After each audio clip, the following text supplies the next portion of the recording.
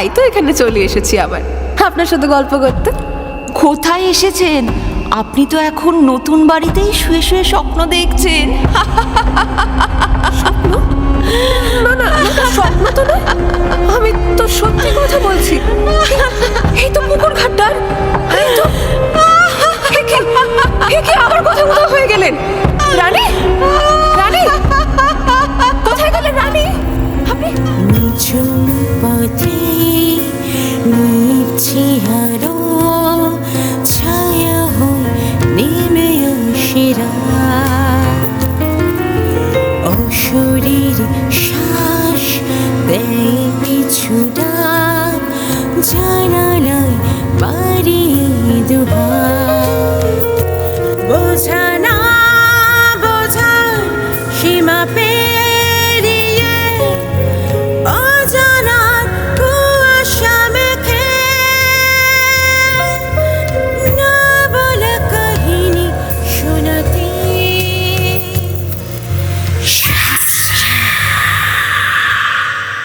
নমস্কার, জানা অজানার মাঝে থেকে আমি পৌলমী চলে এসেছি আপনাদের গল্প শোনাতে। শ্রোতা বন্ধুরা, আজকে আমরা যে গল্পটি শুনব, এই গল্পটিও কিন্তু বেশ পুরনো গল্প। লেখকের নাম গোরাচাঁদ মিত্র। শুনতে থাকুন লেখক গোরাচাঁদ মিত্রের কলমে প্রতিবেশিনী। সন্ধ্যার পর এই পাড়াটা কেমন যেন ঝিমিয়ে আসে। কখনো দু একটা লণ্ঠনের আলো, কেউ কাউকে ডাকে কিংবা চাপা গলায় হঠাৎ কথাবার্তা, তারপর আবার নিঝুম নিশুতি। বাজার পর্যন্ত বিদ্যুৎ এসে থমকে দাঁড়িয়ে গেছে। তাছাড়া বাজারের দিকে ঘর ভাড়াটা বড্ড বেশি, নৃপেনের মাইনের প্রায় কাছাকাছি। বাস কন্ডাক্টরের অবশ্য উপরি আয় থাকে, নৃপেনেরও আছে, কিন্তু এই খুচরো খাচরা উপরিকে জমাতে পারলে তো খুব খরচে মানুষ নৃপেন। আগের বউ মঞ্জুরানী নৃপেনের পকেট থেকে সিকিটা আধুলিটা হাতিয়ে 100 টাকা জমিয়েছিল। তার মৃত্যুর পর সেই টাকা উদ্ধার করে নৃপেন একটা ট্রানজিস্টার কিনেছে। নতুন বউ রাখির সেটা দিন রাতের সঙ্গী হয়েছে। সন্ধ্যার পর বিবিধ ভারতী শোনে, কিন্তু চারপাশে ব্যাপক স্তব্ধতা আর অন্ধকার যেমন ছিল তেমনই থাকে। একটুও যেন চির ধরাতে পারে না বোম্বের গাইয়েরা, এমনকি কিশোর কুমার তিনিও না। নৃপেনের ফিরতে সেই রাত 9টা কি 9:30। ততক্ষণ বারান্দায় লণ্ঠনের কাছে ট্রানজিস্টার রেখে উঠোনে দাঁড়িয়ে থাকে রাখি। ভাঙাচোরা বেড়ার উধারে ছোট্ট পুকুর, পুকুরের পাড়েও কয়েকটা বাড়ি আছে, বাড়ির নিচে ঘাট আছে। সেই সূত্রে সবে আলাপ হয়েছে তারই বয়সী একটি বউয়ের সঙ্গে। অবশ্য কেউই কারোর নাম জানে না। সে রাখির কাছে গল্প করতে আসবে বলেছে, কিন্তু আসে না। এ ঘাট থেকে ও ঘাটের দূরত্ব হাত 30-এর বেশি না। সে রোজই বলে, যাবো গো যাবো, দেখবেন আজই ও বেলা গিয়ে হাজির হব, তখন অপ্রস্তুতের এক শেষ হবেন। রাখি বলেছে, অপ্রস্তুতের এক শেষ হবো কেন? আমি বড় আবদারে মেয়ে যে, এমন আবদার ধরবো ভরকে যাবেন। বেশ, তো দেখা যাবে কি আবদার ধরেন।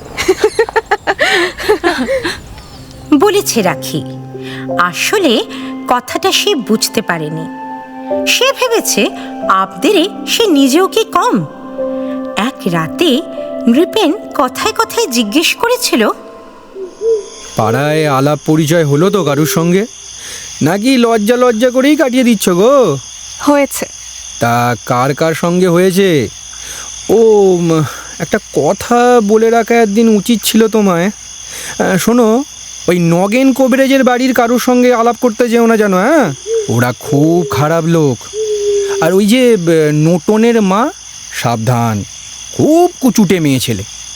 হ্যাঁ, ওই ভানুদার বউয়ের সঙ্গে মিশতে পারো, তবে বেশি নয়। হ্যাঁ, আর ওই যে ওই দোতলা বাড়ি, ওই পুকুর পাড়ে তো? হ্যাঁ, ও বাড়ি ঝিমলির সঙ্গে আলাপ করতে পারো, আর কারোর সঙ্গে নয়। কে ঝিমলি?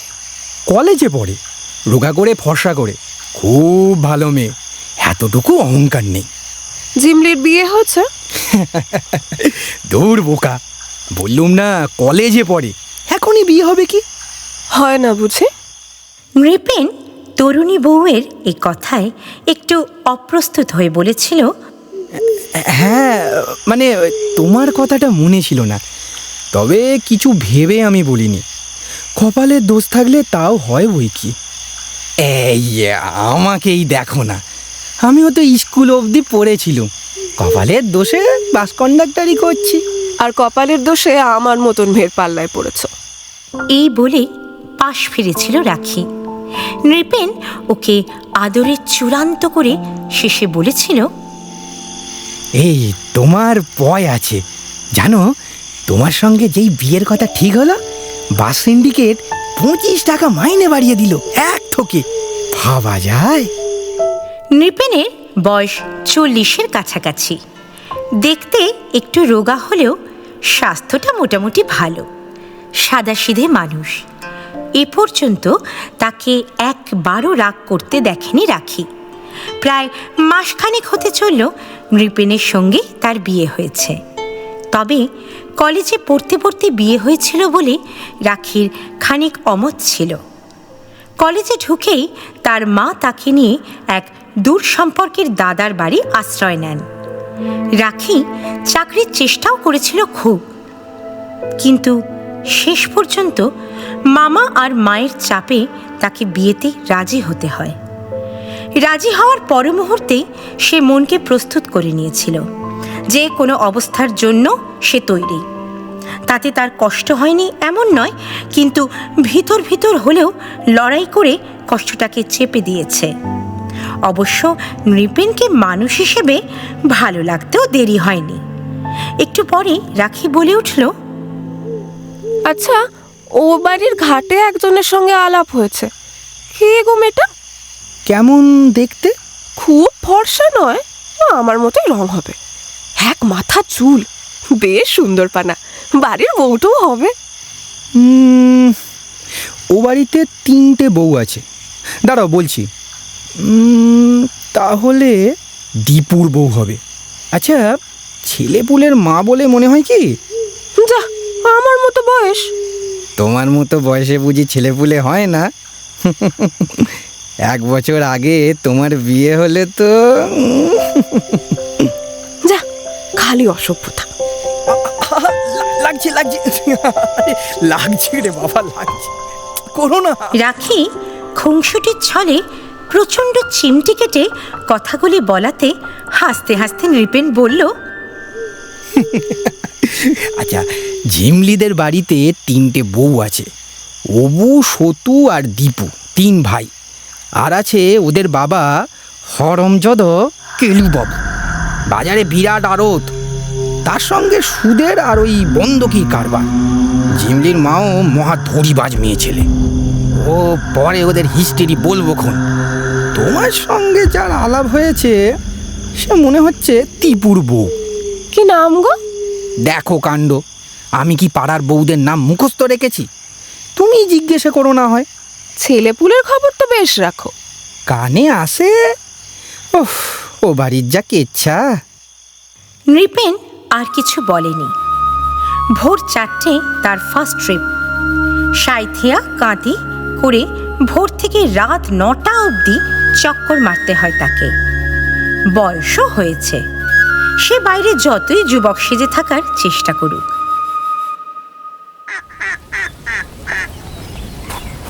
বিকেলে ঘাটে গিয়ে সেই আলাপিনীর সঙ্গে দেখা হতেই রাখি বলল, কি রোজই খালি এক কথা, যাবো আর যাবো। বুঝেছি, গরিবের বাড়ি এলে মান সম্মান যাবে না। ছি, ও কথা বললে দুঃখ পাবো ভাই। তাহলে এসেই প্রমাণ করুন সেটা। পিছন দিকে নিজেদের খিড়কির দিকে ঘুরে দেখে দীপুর বউ বলল, এখন একটু অসুবিধে আছে, 2 ঘন্টা বাদে যাচ্ছি। আপনার কর্তা বাড়ি নেই? না, তার তো ফিরতে রাত 9টা 10টা। ও মা, এতক্ষণ একা থাকেন ওই বাড়িতে? আমি হলে ভীষণ ভয় পেতাম জানেন। আমার কি ভয় করলে চলে? না ভাই, দিনকাল ভালো না। কর্তাকে বলেন না কেন কাউকে ততক্ষণ থাকতে বলবে? আমার পাহারার দরকার নেই। তাছাড়া কেউ থাকলে কথা বলেও তো সময় কাটে। অতই যখন বললেন আপনি এসে থাকুন, কথা বলে বাঁচি, পাহারাও দেবেন না হয়। রাখি হাসতে লাগলো। দীপুর বউ এদিকে তাকিয়ে কি যেন ভাবল, তারপর বলল, আমার অবশ্য তত কিছু কাজকর্ম নেই। আমার অবস্থাও কতকটা আপনার মতো। কেন? বাড়িতে তো অত লোকজন আপনাদের। দীপুর বউ চাপা গলায় বলল, বনে না কারুর সঙ্গে মিশি নে ভাই, এত দেমাক আমার সয় না। কতদিন আপনার বিয়ে হয়েছে? বছর তিনেক হয়ে এলো প্রায়, কিন্তু আপনাকে তো সবে কদিন দেখছি। যা, কদিন কি বলছেন? 1 মাস হয়ে গেল। তা হবে। আপনার বাপের বাড়ি কোথায়? রাখি অন্তরঙ্গতা করে বলল, ছিল বহরমপুরে, বাবা মারা গেলে মিঠিপুরে মামার কাছে ছিল, সেখান থেকে এখানে। মা বেঁচে আছেন? আছেন, কিন্তু ওই অসুস্থ মানুষ। আর ভাই বোন? কেউ নেই। আমারই অবস্থা একেবারে। তবুও তো আপনার মা আছে, আমার তাও নেই। আপনি কোথাকার মেয়ে? কাটোয়ার।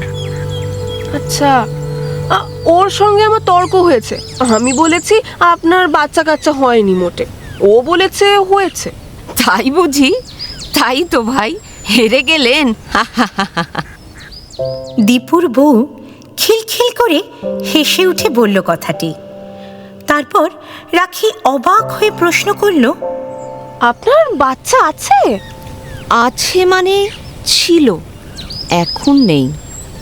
আরে, কি কি হয়েছিল? সমব্যথের ন্যায় প্রশ্ন করল রাখি। এই প্রশ্ন শুনে দীপুর বউ হঠাৎ সাত করে উঠে গেল। ঘাটের দুধারে কলাবন আর আগাছার ঝোপঝাড়। রাখি অবাক হয়ে দেখল সে কলাবনের ভিতর দিয়ে উধাও হয়ে গেল কোথায়। অবাক চোখে তাকিয়ে রইল রাখি। ও বাড়ির খিড়কি দিয়ে আরেকটি বউ বেরিয়ে সোজা ঘাটে নামল। বেলা পড়ে এসেছে, জলের শব্দ হচ্ছিল। রাখি তাকিয়ে রইল তার দিকে, কিন্তু সে আর এদিকে তাকালো না। কাজ শেষ করে চলে গেল ব্যস্তভাবে। বেলা শেষের ধূসরতা গাঢ় হয়ে আসছিল। হাঁসের ডাক, বাছুরের গলায় ঘণ্টার শব্দ, দূরের রাস্তায় মোটর গাড়ির চাপা গর্জন সব একে একে ফুরিয়ে গিয়ে দোতলা বাড়িটাতে শাঁখ বেজে উঠল। তারপর কোথাও মন্দিরে বাজতে থাকলো আরতির ঘণ্টা। অন্ধকার বাড়ির উঠোনে ঢুকে একটু চমকে উঠেছিল রাখি। আরে, কি এসে গেলুম তো? 1 মিনিট, আলোটা জ্বালি। বিকেলেই অভ্যাস মতো হ্যারিকেনের কাজ মুছে তেল ভরে পাশের দেশলাই পর্যন্ত ঠিকঠাক রেখে দেয় রাখি। দীপুর বউ উঠোনে দাঁড়িয়ে আছে।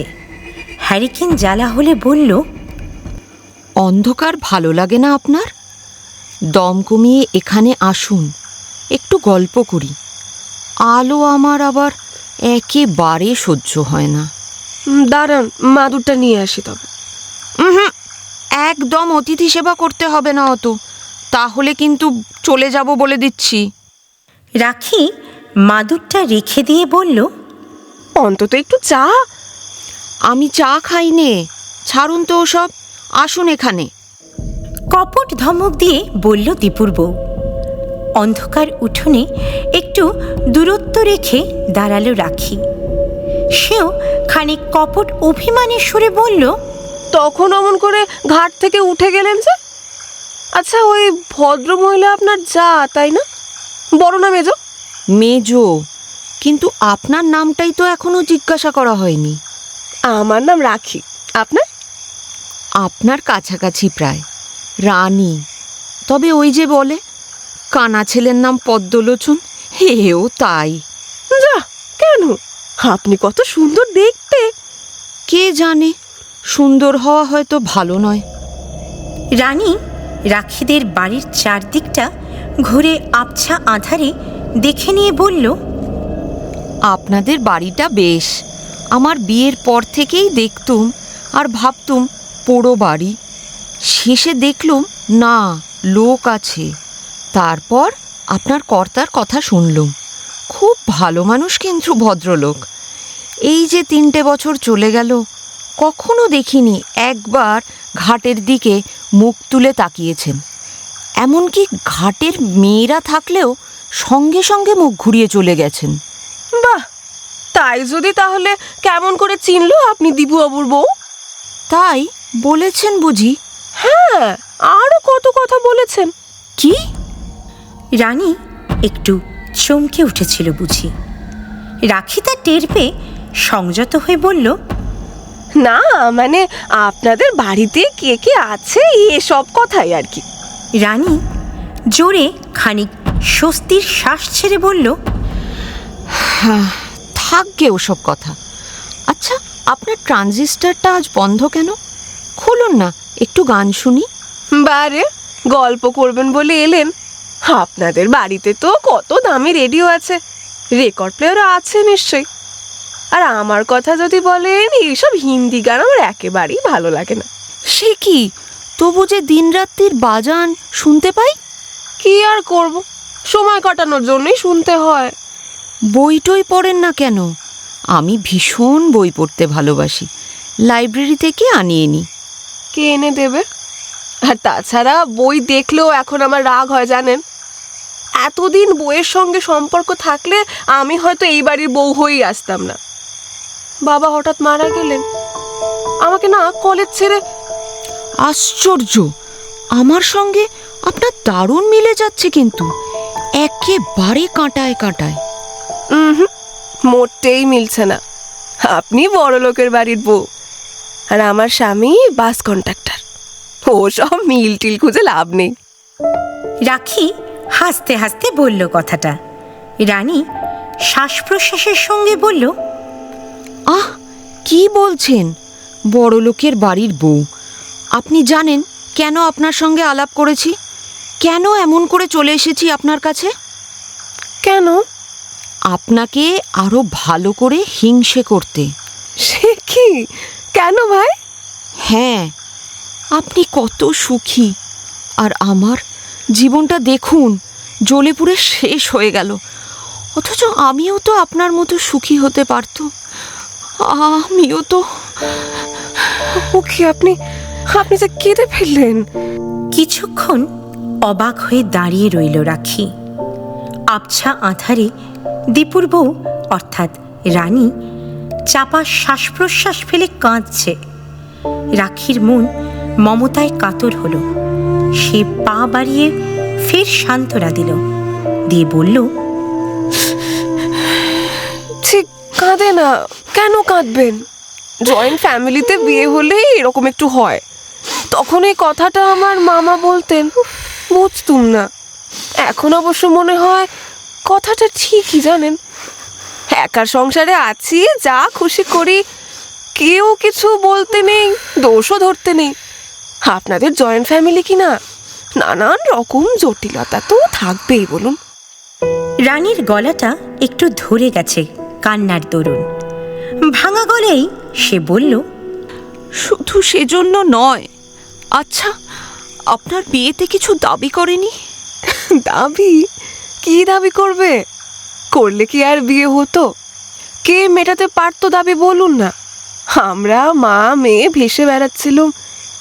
তা আপনার বিয়েতে বুঝি দাবি উঠেছিল? কিন্তু জ্যাঠামুনির কাছে মানুষ হয়েছি, নিজের মেয়ের চাইতেও বেশি স্নেহ করতেন। সাধ্যমতো দেওয়া থোয়া করেছিলেন, কিন্তু শ্বশুরবাড়ির খোটার জ্বালায় আমি অস্থির। আমার দুই যা বড় লোকের মেয়ে না, তাদের বাড়ি শুদ্ধ লোকের সঙ্গে এক রা। আপনার স্বামী প্রতিবাদ করেন না? প্রতিবাদ করবে? তাহলে তো একটুও দুঃখ করার কোনো কারণ ছিল না। সে চুপচাপ বাড়ি থেকে বেরিয়ে যায়। সে কি? রাখি ভীষণ অবাক হয়ে তাকিয়ে রইল। রানী চাপা স্বরে বলল, রাত দুপুরে বাবু বাড়ি ফিরবেন মাতাল হয়ে? আমার জীবনটা জ্বলে পুড়ে ছাই হয়ে যাচ্ছে। এক এক সময় মনে হয় দিয়ে নিজেকে শেষ করে। ঠিক এই সময় বাইরের দরজায় হঠাৎ কড়া নাড়ার শব্দ। তারপর নৃপেনের গলা পাওয়া গেল। রাখি, ও রাখি, দরজা খোলো। কোথায় গেলে গো রাখি? ওই রাখি! আমার বাবু এসে গেছে, 1 মিনিট আমি আসছি। রাখি দরজা খুলে দিলে নৃপেন বলল, কার সঙ্গে কথা বলছিলে? কখন থেকে কড়া নাড়ছি, ডাকাডাকি করছি, আর তুমি গল্প করেই যাচ্ছ। দীপু বাবুর বউ এসেছেন। ও তাই বলো। এই বলে নৃপেন বাড়ি ঢুকল, কিন্তু কাউকেই দেখতে পেল না। রাখি বলল, অদ্ভুত মেয়ে তো, না বলে চলে গেল, তাও আবার পেছনের দরজা দিয়ে। গরম পড়েছে বলে বারান্দায় মশারি খাটিয়ে শুয়ে আছে নৃপেন আর রাখি। এ রাতে রাখির ঘুম আসছিল না। নৃপেন আজ সকাল সকাল ফিরেছে। বাস সিন্ডিকেটের আপিসের বারান্দায় তখনও তাসের আড্ডা চলছে। নৃপেন বউকে বলে না যে তার ভীষণ তাসের নেশা। আজ তাসের চাইতে বউয়ের কথা বড় হয়ে উঠেছিল তার কাছে। একেবারে এক টেরেই বাড়িটা, কোনো বিপদ আপদ হলে বাঁচানোর কেউ নেই। এইসব কথা ভেবেই নৃপেন তাসের নেশা জয় করে বাড়ি ফিরেছে। রাখি দীপুর বউয়ের দুঃখের কাহিনী শোনাচ্ছিল। জানো, দীপু বাবুর বউয়ের নাম রানী। ওর অনেক কষ্ট গো, বেচারির মা বাবা কেউ নেই, জ্যাঠামশাইয়ের কাছে মানুষ। এত বড় লোকের বাড়ির বউ, তাও সারাক্ষণ তাকে ও শ্বশুর বাড়ির লোক বাপের বাড়ির সাধারণ অবস্থার জন্য খোঁটা দেয়, ভালো মন্দ কথাও শোনায়। আর দীপু বাবু, উনি নাকি কখনো প্রতিবাদ পর্যন্ত করেন না, উপরন্তু মাতাল হয়ে বাড়ি ফেরে। আহারে, এত কাজ ছিল কি বলবো। নৃপেন সোনার ভান করছিল। তার মন নানান বৈষয়িক চিন্তায় সব সময় ভরা। রাখি তাকে খুঁচিয়ে দিয়ে যখন বলল, এই কি গো, ঘুমোলে নাকি? হ্যাঁ, না, একটা কথা ভাবছিলাম। তাই বলো, আর এদিকে আমি বকে মরছি। না, তোমার কথাও শুনছিলাম। এইবার নৃপেন একটা সিগারেট ধরিয়ে বলল,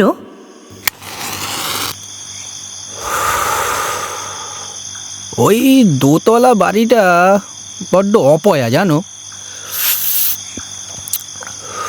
বিশেষ করে ওই হারামজাদা কেলুবাবুদের ত্রিসীমানায় বাস করতে ঘেন্না হয়। তাই ভাবছিলুম বাজারের দিকে দেখবো নাকি চেষ্টা করে। মানে এই নিরিবিলি শ্মশানের মতো জায়গায় তুমি একা পড়ে থাকো, তাই বলছিলাম আর কি। আমার মোটেই ভয় করে না। আমার কিন্তু করে। তুমি যখন ছিলে না, একা রাতে ফিরে বড্ড গা বাজতো। তপুকে হোক, বাটুলকে হোক, যাকে পেতাম সঙ্গে নিয়ে এসে শুয়ে থাকতাম। না, তুমি ভাবছো এ বাড়ির দোষ আছে, তা নয়। এ বাড়ি ছিল খুব ধার্মিক মানুষের। নন্তুবাবু, তিনি এ বাড়ি বেচে এখন ছেলের কাছে ধান বাদে আছে। নন্তুবাবুর ইচ্ছে আছে বাড়িটা ভেঙে গোডাউন করবেন। তাহলে কিসের ভয়? আরে বললুম না, কেলুবাবুদের বাড়িটা বড্ড অপয়া। কেন? থাক, রাত বিরেতে সেসব কথা বলতে নেই। দিনে বলবো খন। না, এখনই শুনবো, নইলে। আহা, শোনো না। রাখি জেদের বশে উঠে পড়ে এই কথাটা বলতে যাওয়া মাত্রই নৃপেন তাকে টেনে শুইয়ে দিল। রাখি হিস হিস করে ভেঙচি কেটে নৃপেনের কথার ভঙ্গি নকল করে বলল, ও সব ন্যাকামি আমার ভালো লাগে না। রোজ খালি বলবো বলবো। বড় ঘরে বড় কেলেঙ্কারি। দীপুর আগে একবার বিয়ে হয়েছিল, আমারই মতো। সত্যি বলছো? হ্যাঁ, তুমি জিজ্ঞাসা করো না হয় দীপুর বউকে। আগের বউটা গায়ে কেরোসিন ঢেলে সুইসাইড করেছিল, সে নিয়ে খুব থানা পুলিশ হয়েছিল। সত্য মিথ্যে জানি না, লোকে বলে কেলুবাবুর বউ তাকে পুড়িয়ে মেরেছিল। শেষ পর্যন্ত ব্যাপারটা ধামাচাপা পড়ে যায়। বছর ঘুরলে পরে দীপুর আবার বিয়ে হলো, তাও দেখলুম। বুঝলে না, এ সংসারে যার টাকা আছে সে সবই পারে। এক নাগারে কথাগুলি বলে এবার একটু থামল নৃপেন। রাখি এতক্ষণ কাঠ হয়ে শুনছিল। এবার সে বলল, তাই খালি মনে হচ্ছিল ওরা অমন বড় লোক, অথচ রানীর মতো গরিবের মেয়েকে বউ করে কেন আনলো? সব জেনেও বাধ্য হয়ে রানীর জ্যাঠামণি ওই বাড়িতে বিয়ে দিয়েছেন। গরিবের মেয়ে? আমি তো শুনেছি পায়ে না কোথায় একটা ডিফেক্ট আছে বলে। থামো, দিন রাত তো বাইরে ঘোরো, পাড়ার খবর খুব রাখো তুমি। আমার সঙ্গে রোজ কথা হচ্ছে রানীর, আমি জানি না কিছু, আর তুমি সব জেনে বসে আছো। তা হবে, লোকে কত কি রটায়। নৃপেন খানিক হার স্বীকার করেই বলল কথাটা। পরদিন রাখি খুব আগ্রহ নিয়ে ঘাটের দিকে লক্ষ্য রেখেছিল, কিন্তু রানীর পাত্তা নেই। আরও 2 দিন চলে গেল, তবু দোতলা বাড়ির ঘাটে রানীকে আর দেখতে পেল না রাখি। সে ভাবল, সেদিনের পর থেকে রানীর তো আর দেখাই পাওয়া যাচ্ছে না, ঘাটেও আসছে না। অসুখ বিসুখ করেছে নাকি কে জানে। আচ্ছা, ও ঘাটে যে নামে তাকে একবার জিজ্ঞাসা করে দেখলে কেমন হয়? ও তো রানী যা, নিশ্চয়ই রানীর খবর দিতে পারবে। কিন্তু না থাক, উনি যদি আবার ওর শ্বশুর বাড়িতে গিয়ে বলে দেয় যে রানী আমার বান্ধবী, তাহলেও শ্বশুরবাড়ির লোকজন হয়তো খুবই অসন্তুষ্ট হয়ে রানীকে আরও অত্যাচার করবে। যা সব লোকজন, তার থেকে আর কটা দিন না হয় অপেক্ষাই করি, কয়েকদিন পরে তো ঠিকই আসবে। দিন কতক পরে এক পলকের জন্য কলাবনের ভেতর রানীকে দেখে রাখি প্রায় চেঁচিয়ে উঠতে যাচ্ছিল। ওটা রানী মনে হচ্ছে না? হ্যাঁ তাই তো, এই না। কিন্তু তখনই রানী উধাও হয়ে গেল।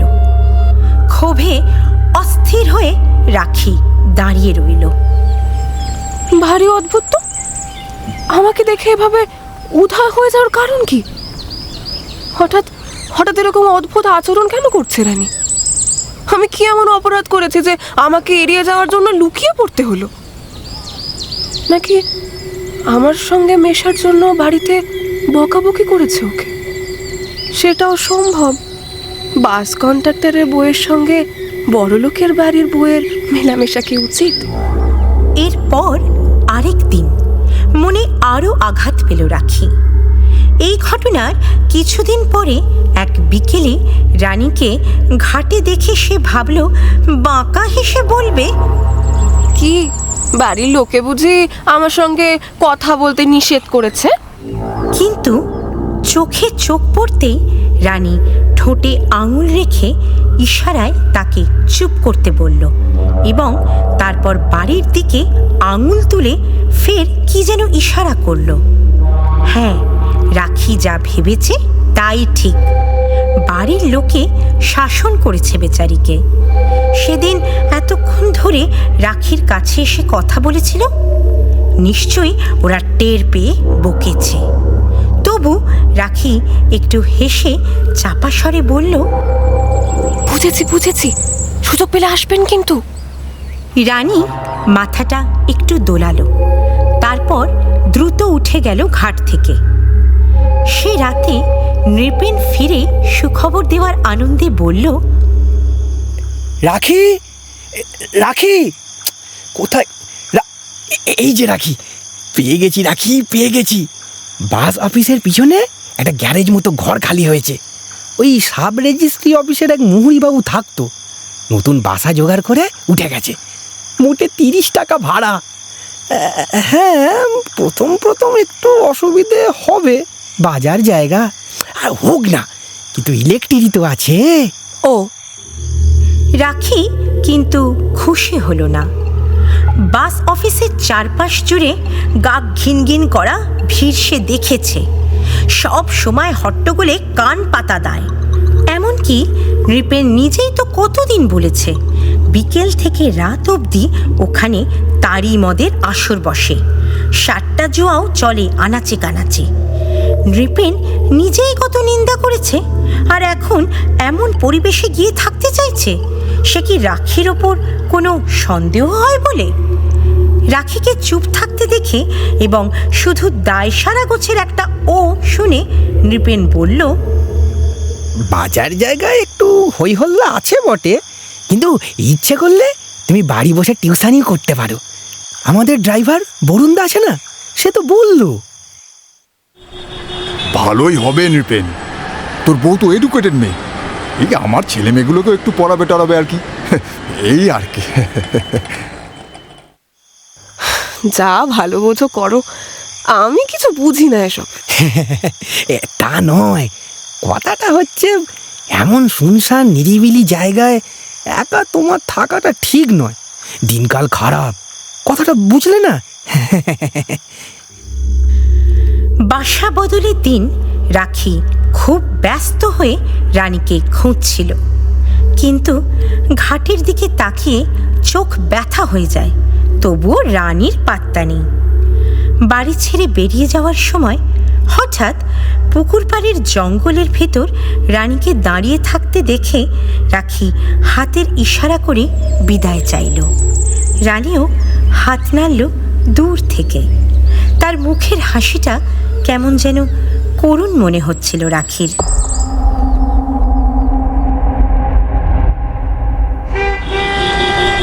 নতুন বাসায় গিয়ে রাখির কিছুদিন খুব কষ্টে কাটল। ভিড়, অনেকটা রাত অবধি হল্লা, আর খালি মোটর গাড়ির শব্দ সারাটা রাত। সে ঘুমোবার ভান করে, আর মনের ভিতর দেখতে পায় সেই নিরিবিলি বাড়িটা, গাছপালা ঘেরা পুকুর, অন্য পারে হলদে দোতলা বাড়ি, আর ঘাটে বসে থাকা রানীকে। রানীর সঙ্গে সে মনে মনে কত সুখ দুঃখের কথা বলে।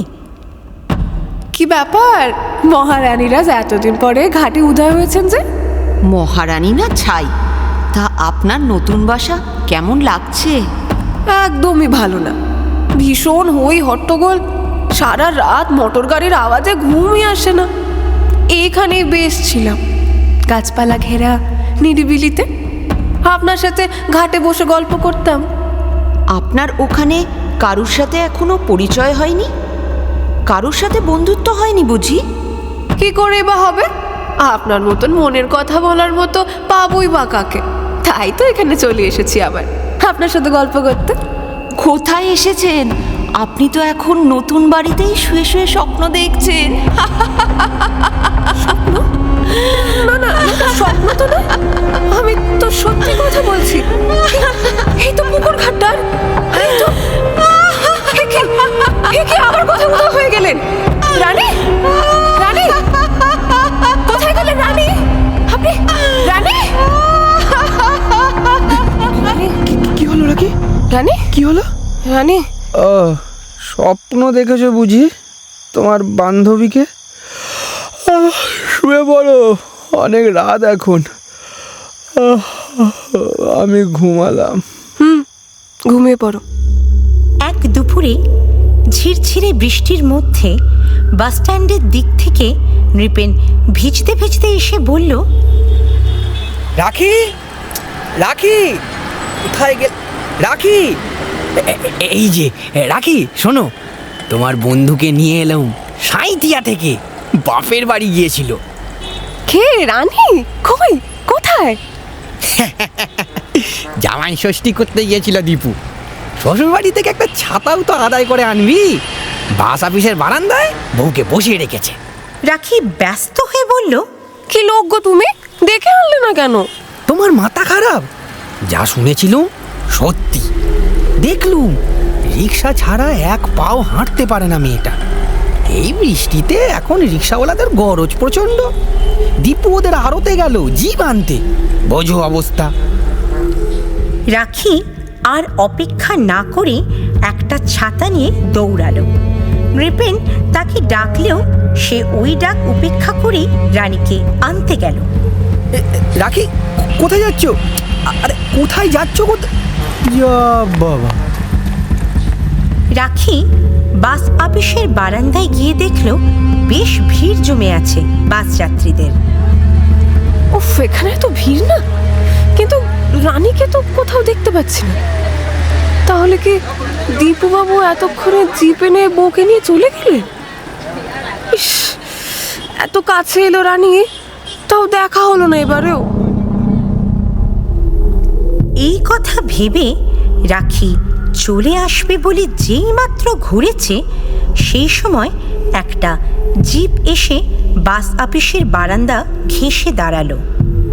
একজন রোগা খেকুটে গড়নের ফুলবাবু যুবক লাফ দিয়ে নেমে একটা বাচ্চাকে কোলে তুলে নিল।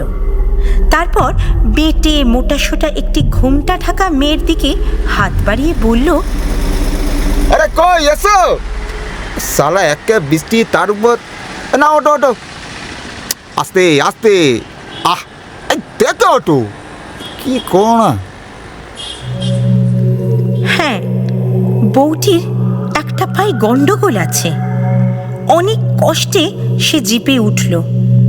বারান্দা থেকে এই সময় কে যেন বলল, দ্বীপে একটু জায়গা দে ভাই, এই বকুলতলা মোড়ে একটু নামিয়ে দিয়ে যাবি।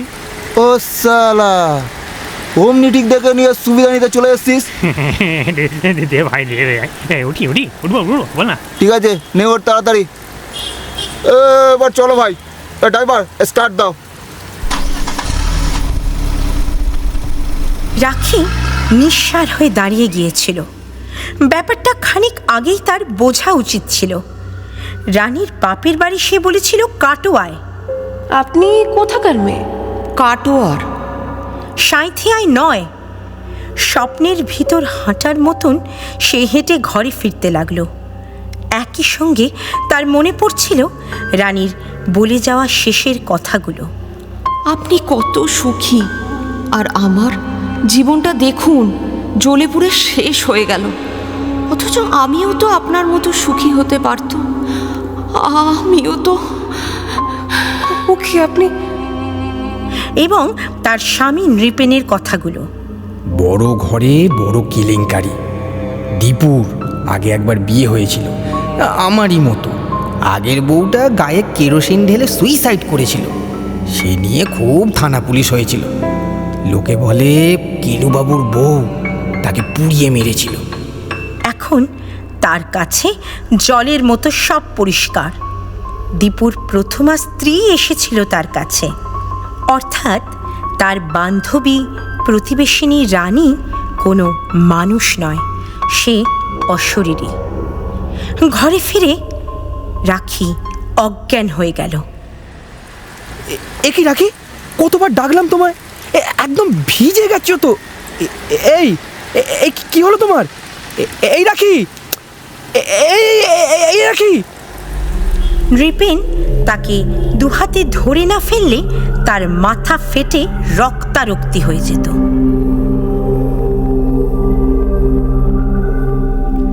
আপনারা এতক্ষণ শুনছিলেন লেখক গোরাচাঁদ মিত্রের কলমে প্রতিবেশিনী।